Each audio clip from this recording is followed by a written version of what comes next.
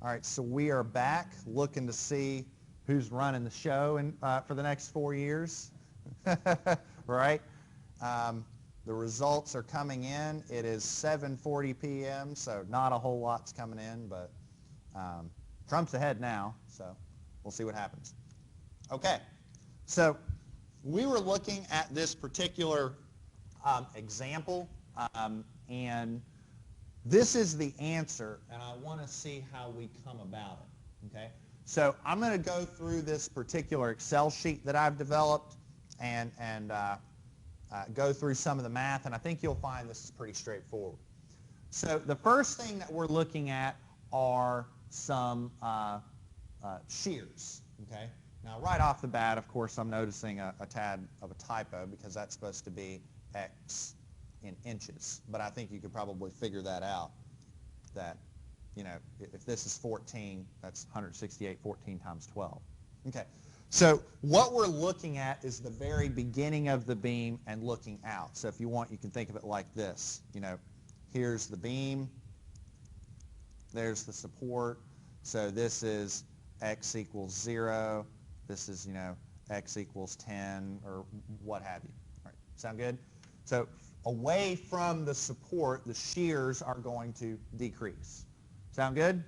Now right now I'm focused on the region that starts at the abutment and extends outward, and that's where I'm focusing my shear design. I could very similarly look at a pier and do the same thing. The process is exactly the same. I'm just trying to focus on a given region. Okay, so here's my DC1s, DC2s, DWs, my live loads, and then I factor them according to strength 1. All right, sound good? Now, what I'm doing in this column is I need a value for design. So I would propose, like if I look at this particular point, what shear do I care about, the 387 or the 107? The 387. And the way I'm doing that is I'm just taking the maximum of these two values. Now, if I'm looking right here, do I care about the 89 or the 119? I care about the 119. So really what I'm doing is taking the maximum of the absolute values. Make sense? So these are my columns of shears that I would use for design purposes. Sound good? Pretty basic. Okay. Now I want to show you something right here. This is that, remember that forecasting formula I showed you all that would do all the linear interpolation?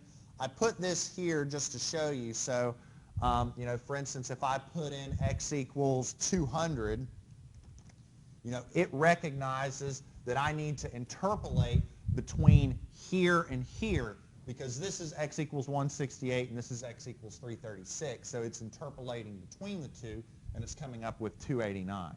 Sound good? So that's that interpolation. Okay. So far so good. That's simple, right? Now, let's go into this. Okay. There's a lot going on here, so I'm going to take my time with it. Okay? Now, the first thing I want to look at is this table right here. I've got girder data. Okay? So I've got the compression flange, which is what? 16 by 1. I've got the web depth, which is 69 by a half, and the yield stress is 50 KSI. And then I've got 18 by 0.875.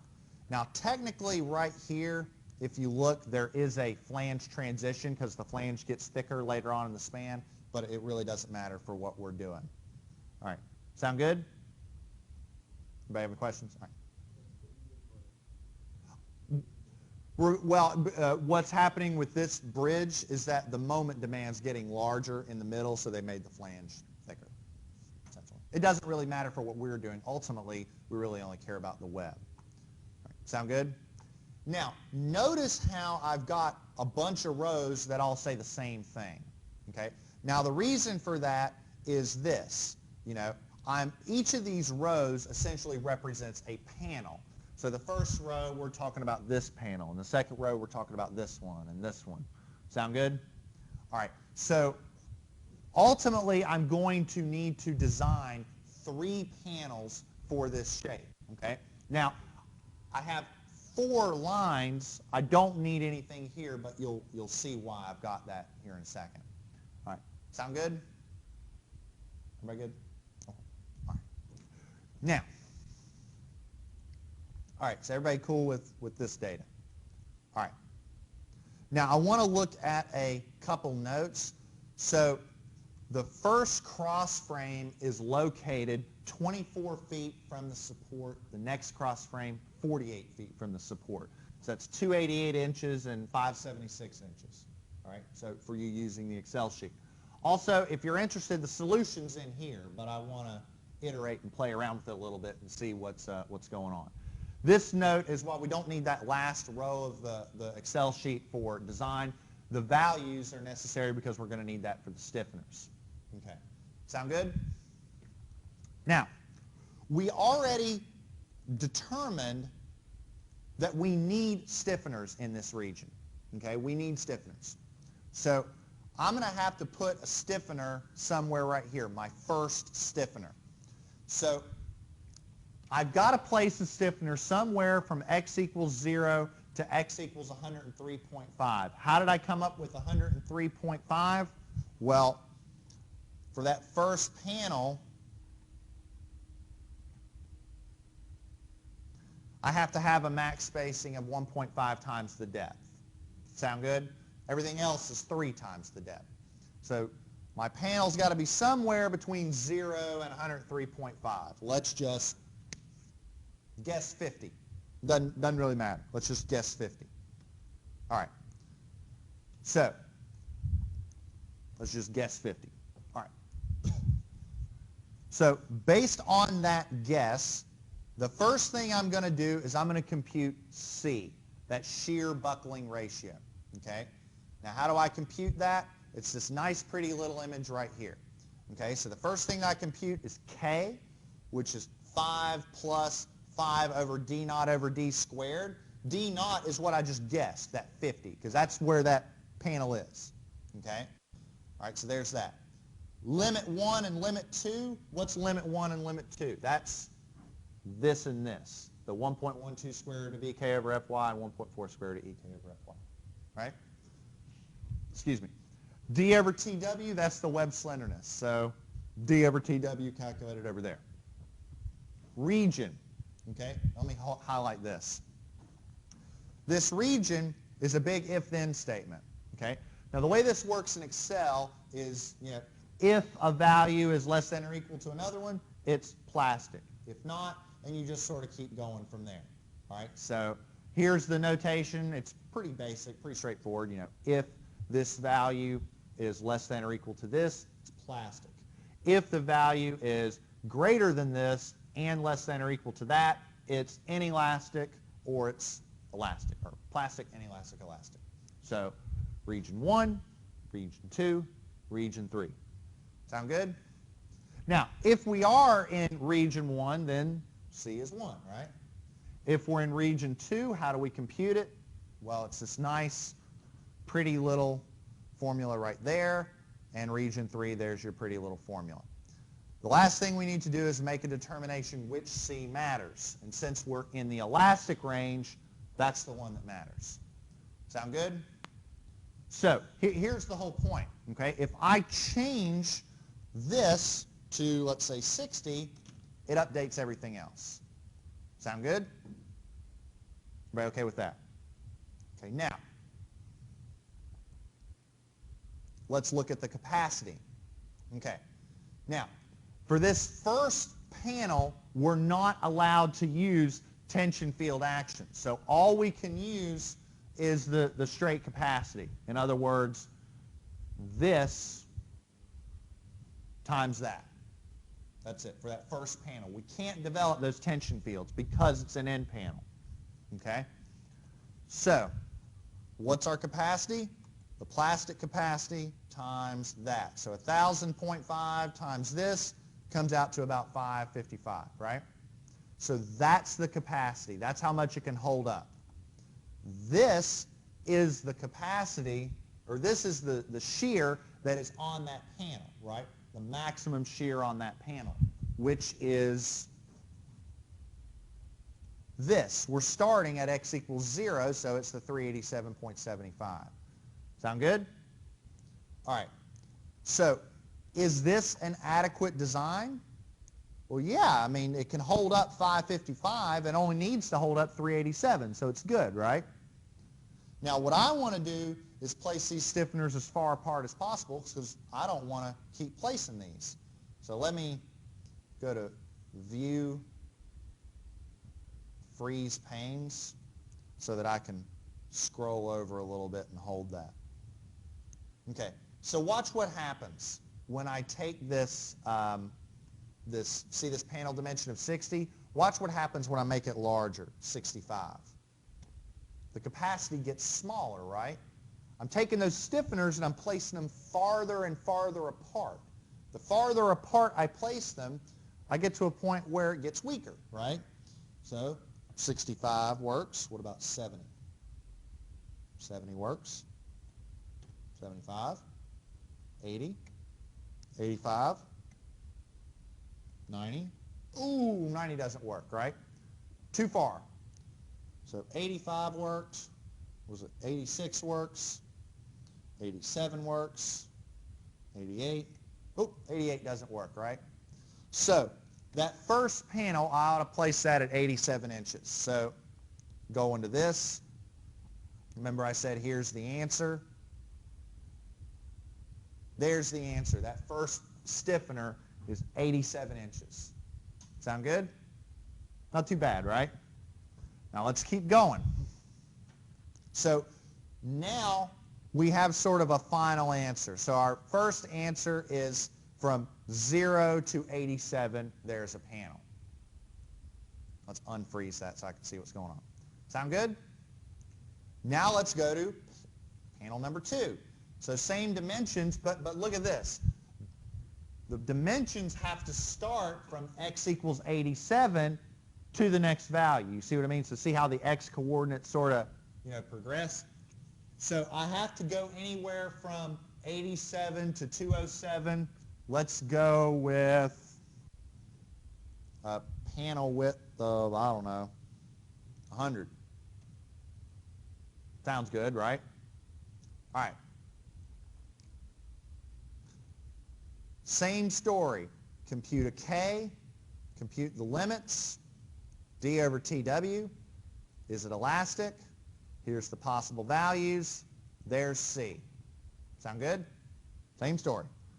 Now, we are dealing with an interior panel, so now we can use tension field action. So is it the full action, or is it just the tension field alone?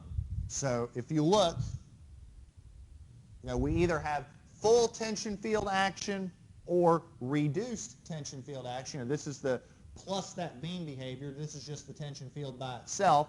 How do we determine what's going on? Well, it's based off that limit. 2D times TW over the area of the flanges. So when I compute that limit, it comes out to be 2.173, so we're allowed to use the full field. So if we're allowed to use the full field, okay, here's the plastic capacity of the web and shear.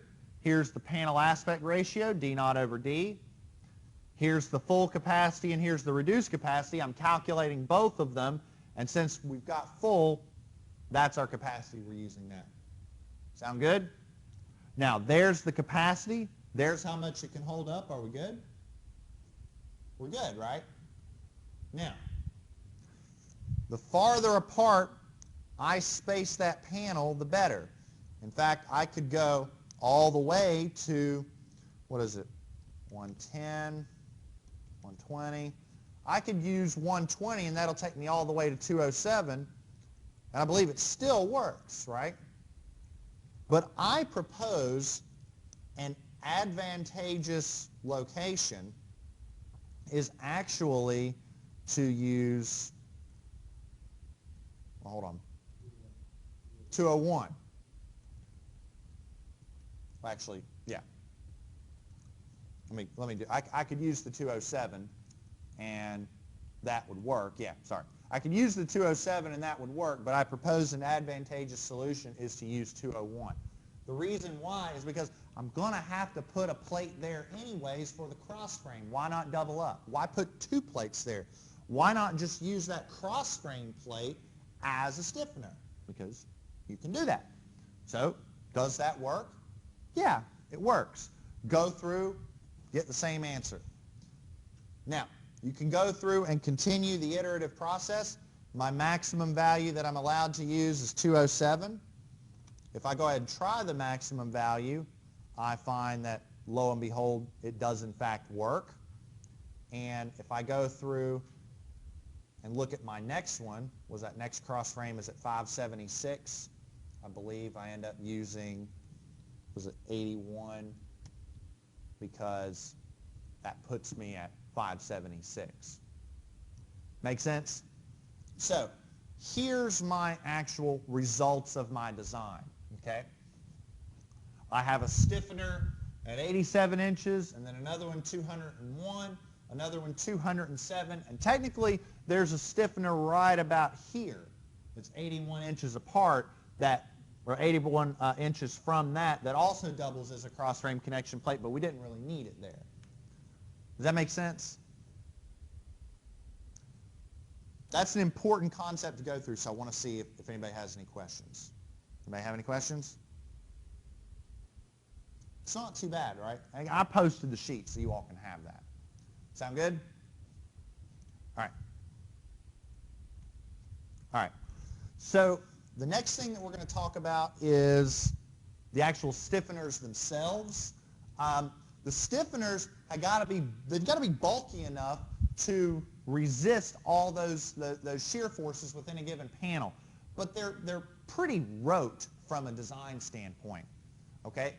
Now, the one thing that we've got to take a little bit of time and discuss is concentrated forces, particularly on bearing stiffeners. You know, the bearing stiffeners are the ones that go directly to the abutment, and they got a big support reaction on them, so they see a lot of compression. So we've got to ensure that they are adequate to resist those loads. Usually bearing stiffeners are a lot larger than your shear stiffeners. Okay? Now, we have three different types of stiffeners that we deal with in bridges. We have transverse stiffeners, bearing stiffeners, and longitudinal stiffeners. What do I mean by that? This. So there's like a pier. Okay? The bearing stiffener is the one that's right there at the pier. Okay? Now, the code dictates that at the pier or at an abutment, you have to have a stiffener on both sides. For shear stiffeners, transverse stiffeners within the girder, you only need to put a stiffener on one side. Like if you notice, I've got the stiffener behind the web, and I've only got one of them. Okay? Now, a longitudinal stiffener is one that runs along the length of the web. Don't do that. If you can avoid it, don't do that. That's just a lot of welding, a lot of time, a lot of money that you could probably avoid if you just made that web maybe a 1/16 of an inch thicker or a little bit shallower. Sound good? All right. Again, stiffener can be on either side. We can have a one-sided stiffener or a two-sided stiffener. When possible, use a one-sided stiffener. Okay? Usually, a lot of times, if you look at highway bridges, driving down the road, you won't see the stiffeners. But if you pulled over on the side of the road and crawled up and looked, all the stiffeners would be placed on the inside. For some reason, I guess people don't like seeing stiffeners, so they place the stiffeners on the inside so the public doesn't see them. I don't get it, but I think they're fine, but that's me. Okay. All right. So this is what I was saying earlier. Transverse stiffeners can be on either one side or both sides. Bearing stiffeners, the ones that are at the abutments or at the piers, you got to have one on both. Okay? It's just, you got to have that. Okay. Now, bearing stiffeners got a little bit more going on because they have to look at that. They have to determine or be strong enough to resist not only that the shear in that end panel, but they got to look at, or they got to be able to resist that reaction, that compressive force. Okay? So we got a number of requirements we got to meet. So first off, projecting width. In other words, the ratio of the width of that stiffener to how thick it is. And we have a pretty plug and chug limit that we have to meet. That's intended to ensure that the stiffener doesn't locally buckle. Pretty straightforward. Now, bearing resistance, we have a plate coming into contact with another plate. So there's stress right there at that connection that we have to resist. And that bearing resistance I propose is computed as the yield stress times 1.4 times the area. And the area is the area of contact. So what I mean by that is that width times that thickness times 2, because 1, 2, right? Now, why does that width not equal that? Why do we cut that little notch right there? We call that a clip. Why do we clip that? Well, there's going to be a little weld right here and a little weld right here. We can't come into contact flush. We've got to clip that plate a little bit. So if you see a stiffener, it's a big rectangular plate with a little clip like that. Well, use scissors, say acetylene or something like that. Sound good? All right. Now, we have to look at the axial capacity of that stiffener as well. Remember, it's experiencing that big support reaction. Now, I propose that we're essentially looking at a column. It's a very short column. You know, it's just that stiffener and that little bit of the web, but it's a column, okay? Now, the way that we do this is as follows. We treat a stiffener and a little portion of the web as what we call a cruciform column. And a cruciform column is a column that has a cross-shaped cross-section, like looks like a plus sign, okay? So, you know, like an I-beam cross-section, a cruciform cross-section looks like a plus shape. And cruciform columns are really weird because when they buckle, they don't buckle, you know, out or, you know, out like this. When you load them, they buckle by twisting. They undergo a twisting failure. They're a little strange in the mechanics world. So, Engineering 670. All right. Now, based on the behavior, we define that cruciform column as the stiffener and then a portion of the web. Particularly, we extend the web out on either side. We say, let's extend it out 9 times the thickness. That's about how much of that web is effective for that column. Now, when you look at columns, we need section properties, we need moments of inertia, we need an area. The area of that column is going to be 2 times the width of that stiffener times the thickness of that stiffener plus 9 TW squared. And why am I getting 9 TW squared? Well, the area of one of these rectangles is 9 TW times TW. And then there's 2 of them, one here, and there's 2 of these, one here and one here. Now, the moment of inertia, we're looking at the moment of inertia about this axis. So, you know, BT cubed over 12. This really doesn't generate much moment of inertia at all, so we just say, what the heck, let's just let that equal 0, and the radius of gyration's I over A. Sound good? All right. Now, when you're looking at a column, we need an effective length. Remember, KL. For this, we're going to say KL is about 75% of the depth. Close enough for government work. Once you've got radius of gyration and an effective length, you've got a slenderness, and we go to that. That look familiar? It should, from steel design. That's your column strength equations, right? It's written a little differently, but in the end, this is the same stuff you did in undergrad steel. All you need is a KL and an R, and that's it. Pretty straightforward, right? Sound good? Now, Q is the only thing that's a little new, this term right here. It's a slender element factor if you've got slender elements that are going to locally buckle, but we're trying to prevent local buckling, so we take that to be 1. Our phi value for columns is 0.9, and that's all there is to it. Any questions? All right, so let's size a bearing stiffener. So we're sizing a bearing stiffener right here at the support. So we need that, you know, maximum reaction at 387.8 kips, okay? Now, we're going to make some assumptions right off the bat. When we size bearing stiffeners, we typically make them from bar stock. So bar stock is sort of like strips of steel that come in like 4-inch widths, 6-inch widths, 7-inch widths, things like that. And we'll just sort of cut off how much we need. So the last thing you want is to be specifying a stiffener that's 7.826 inches wide. Just go with 8, go with 6, go with something common. So we're trying even plate width, okay? Now we want those plate widths to fit somewhere, you know, in here. So, you know, this width is 8 inches, so coming in off that web thickness, probably a little over 7 inches right here. So we say, what the heck? Let's just assume that the width of that stiffener is 7 inches. Pretty reasonable assumption, right? Make sense? Now, here's the width. We need to solve for the thickness. I'm going to solve for the thickness by using our projecting width requirements, rearranging, and solving for T sub P. So what am I doing? You know, taking this and this, dividing it over, and I get T sub P has to be greater than or equal to all of that. Plug and chug, and it comes out to be about 0.6, so we'll say, what the heck, let's go with 5/8. So we'll say we got a bearing stiffener that's 7 inches wide, 5/8 inches thick. Sound good? Now, we're not done. We have to check all the other requirements. Now, we have to check bearing requirements, so we'll assume that we have a clip on that, remember that little section that we cut off the stiffener? We'll assume that clip is 1.5 inches wide. So we've got to determine the area. So the area is 2, because we got 2 bearing stiffeners. We have the width minus that clip times the thickness. So it comes out to about 6.8 square inches. Our nominal capacity is 1.4 times the area times the yield stress. Yield stress, we'll say, is 50 KSI. Area, what we just calculated. Phi RN, since phi is 1, comes out to 480 some kicks. That's less than the shear that's on it, so we're good.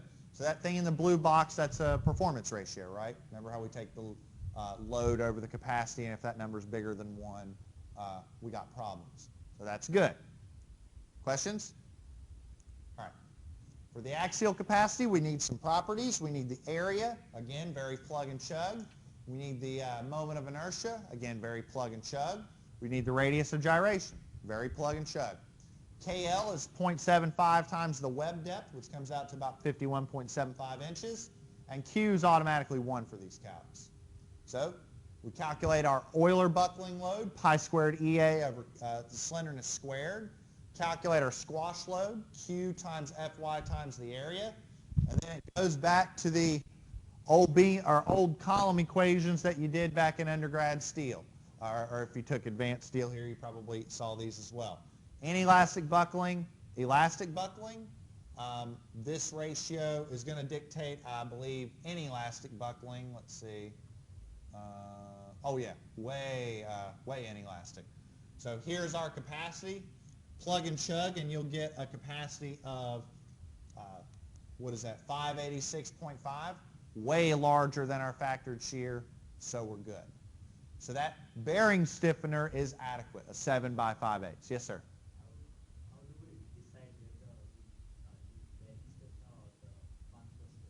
Well, okay, that's a good question. We're not really deciding. What I would say is this. The bearing stiffener is always the one that's at the abutment. The transverse stiffeners are everywhere else. Okay? So what I mean by that is this. Let me skip ahead a little bit further. Whoop. All right. So here's our design. I propose that that is a bearing stiffener because it's at the abutment. That's got to be 7 by 5/8. We haven't done the others yet, but we'll get to those here in a second. Make sense? Okay. Excuse me. Did that answer your question? Is everybody else all right with that? Okay. Now, transverse stiffeners, they don't see those bearing effects, but they got to be strong enough to resist all that shear buckling. So we end up having 2 requirements we've got to meet. Those transverse stiffeners have to have enough projecting width, they have to be wide enough, and they also have to have enough stiffness, so that means they need to have a certain moment of inertia. Okay?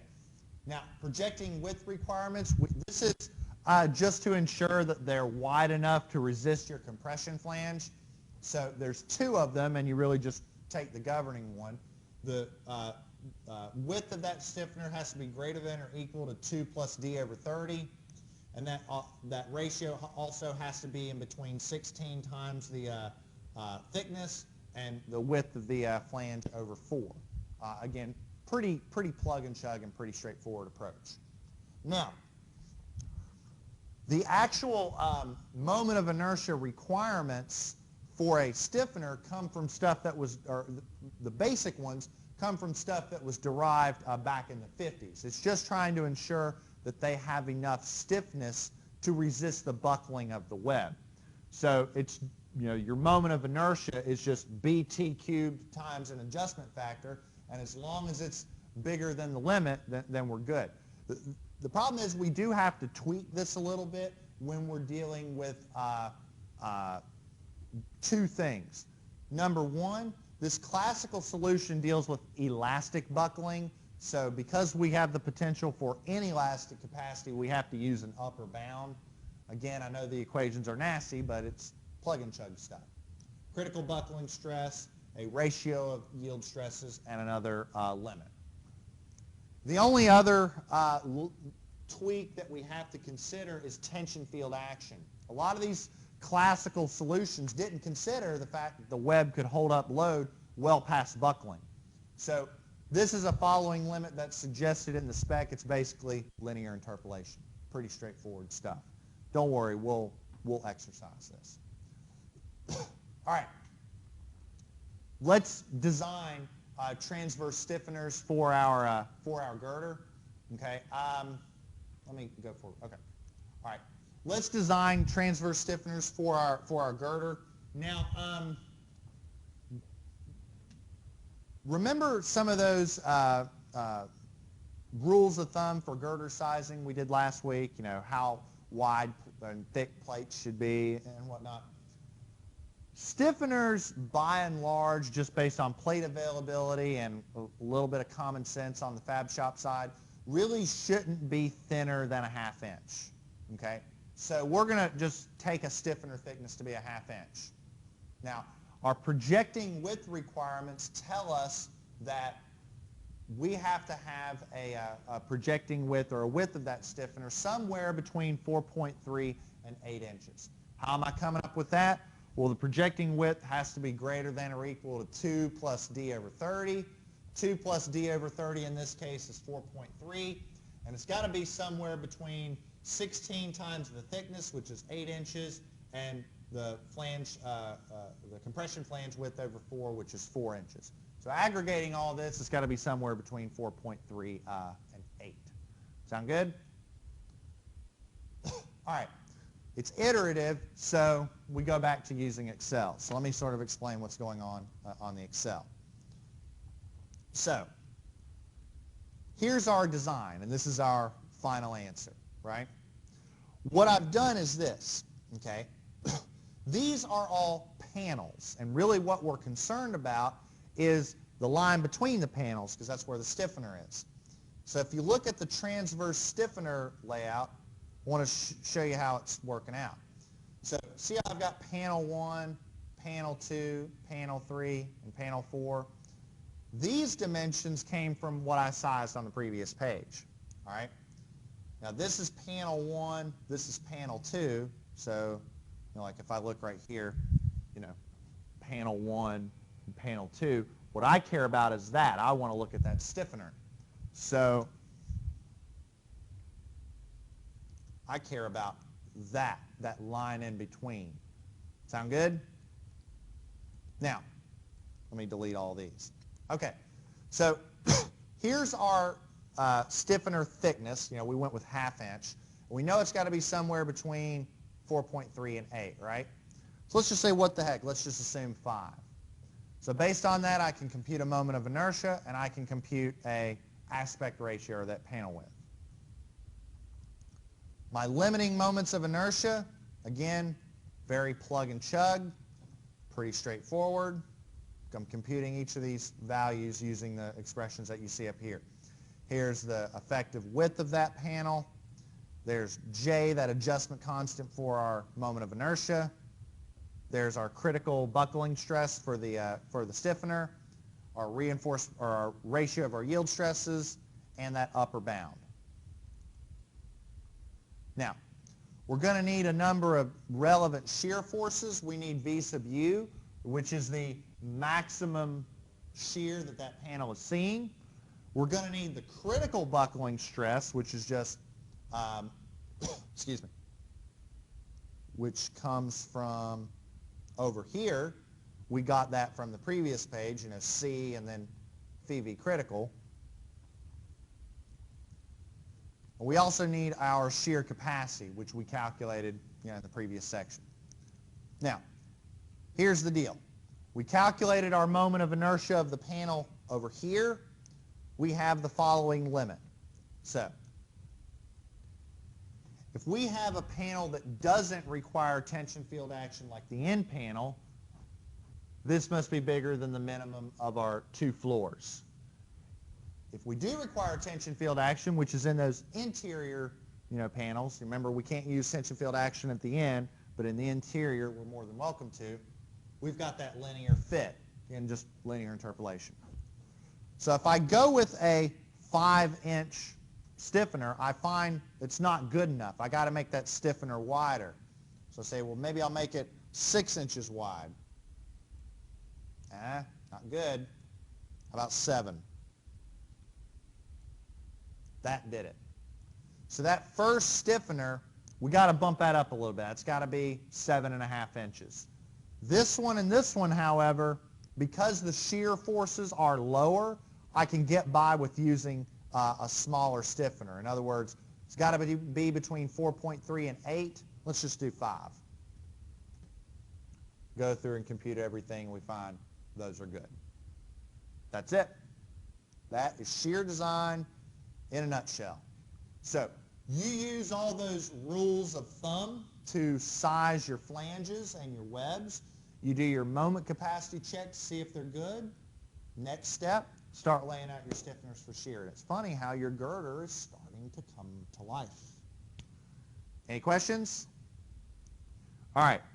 Now next time, what we're going to do, which I guess next time is, I'm not going to do anything, you all are going to do something. But after that, we're going to talk, we've got 3 more big topics I want to talk about. One of them is the studs. How do we lay out those shear studs? Because that's kind of important. The next one is how do we actually do our deck casting analysis? And finally, fatigue. We got those 3 in the bag. It's funny how you all know how to design a bridge. That's all I got. I look forward to your presentations next week. I will leave you to it.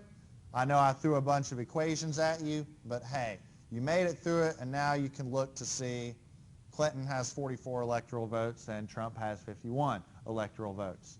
But Florida is there, 59% are reporting, and they're going for Clinton. We're looking at, 3.972 million votes for Hillary, 3.968 for Trump. So that's 59.38% precincts reporting. Real quick, let me see something. Jim Justice is currently leading West Virginia. So, all right. I'm done, at least for the bridge engineering folks. Y'all have a good evening. We'll see you next week. I look forward to your presentations.